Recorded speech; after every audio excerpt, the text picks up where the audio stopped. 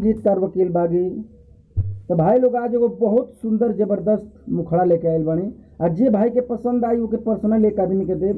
तो पूरा सुनल जा, सुन के जरूर बताए जा कि भाई के चाहत तारी गाना एकदम फ्री में दे पूरा गाना। मुखड़ा जे के पसंद आई तो लास्ट तक वीडियो के जरूर देखब जा, स्किप मत कर जा। कौनी ट्रैक पर बा वो बताए। सुनावे से पहले एगो छोटा सा रिक्वेस्ट बा, जे भाई हमारा चैनल के अब तक सब्सक्राइब नहीं कैले तो चैनल के सब्सक्राइब कर ले।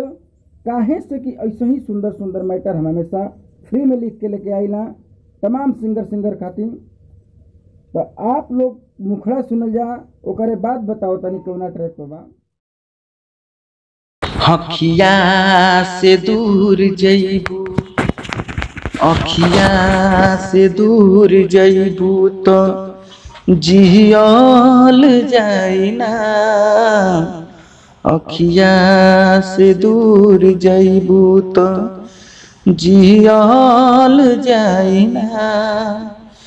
तोरो जुदाई का जहर पियल जाई ना।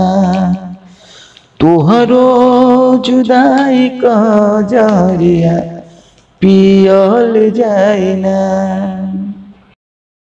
शिकवा नहीं किसी से, किसी से गिला नहीं।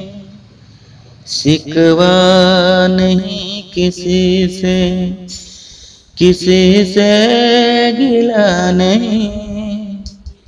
नसीब में नहीं था जो हमको मिला नहीं। तो दोस्तों इसी गाने पर यह गाना था। जिस भाई को पसंद आया हो कमेंट करें।